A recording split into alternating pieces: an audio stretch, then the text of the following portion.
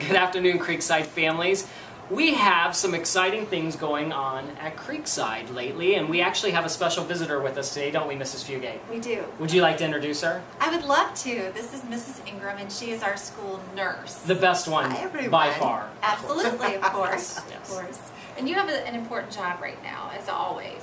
But I know there's been a lot of information in the news about the flu and the flu season. So I wondered if you could give us just a little bit of information and some ways that we can ensure that our students are staying healthy and safe. Of course, one of the exciting things we do not want going on is having sick children. That's and right. the flu, hopefully everyone has gotten their flu shot. It's not too late if you haven't, because that's the best way to protect yourself. The other best way is the good old wash your hands. Make sure you're doing it as often as you need to, especially when everyone is getting sick. The flu is caused by a virus, and it comes on quickly. It's sudden onset. You'll probably have a fever with it, but you may not. Some kids, especially little ones, don't. And it's respiratory, so there may be some coughing, there may be some drainage, there may be a sore throat. With kids, we also see some stomach ache with all the drainage they've had. So anytime we do that, we have them go home. We want them to stay home until they haven't had that fever and for at least 24 hours. And that way we'll protect our other friends from getting the flu. Now, as parents, it's always hard to make that decision. Of Is course. my child okay to go to school, or do we keep them home? Can you maybe talk a little bit about how do we make those decisions? How would parents best? I mean, obviously, if they have a fever or they're... Sure, if they've got a fever or diarrhea or if they've thrown up, let's give them 24 hours without that. Otherwise, it's always our best guess in the morning. If they're feeling well enough to be around other kids, they're not going to give other kids something, or they're not going to hurt themselves, then we encourage them to be here. And they can always call and ask. I'm here every day starting at 8:30, and they can always call, and I'd be glad to help them. Absolutely. So we'll do our part here, keeping the school germ-free, making sure we wipe try. down things, having the kids wash their hands.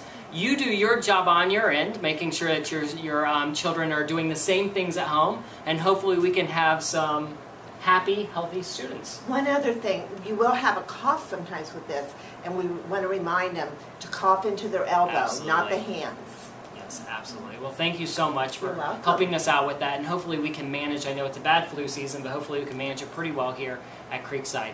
A few other things, just so you have these on your calendar. We have had a great kickoff with our science lab. The kids are really enjoying it. Our first grade students are doing living and non-living things this week. We've got frogs, fish, plants, all this stuff happening in the science lab. And Curie Newton's coming up. We do.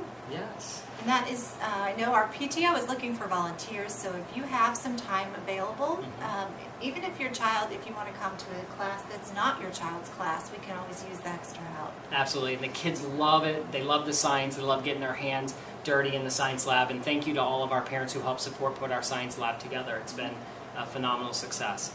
The last thing we want to leave you with today is some Carline stuff. Dun dun dun dun. I know I feel like I hound on Carline, but we have a few reminders. First off, you really need to help us put your cell phones down. We know that everybody leads very busy and important lives, but all we're asking is that when you are in our loading and unloading zones, that the cell phone is put down. It's for the safety of our students and our staff that are out there directing traffic. Right. The other thing too is that we've seen an uptick in the number of cars that are in Carline, so which is telling us that our friends that aren't in the exclusion zone, so those families that get bus service, if I'm saying that right, they're deciding to drop off in that line. And although we understand, we have a lot of cars, and we want to make sure that we're only servicing those families that are in the exclusion zone in the car line. So you have to have a blue ticket to be in our car drop-off and pickup.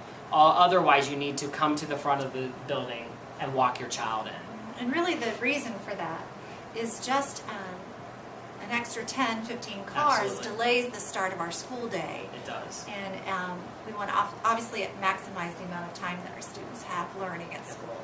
Absolutely. Well, thank you so much, and we hope you all have a wonderful weekend, and we'll see you again on Monday.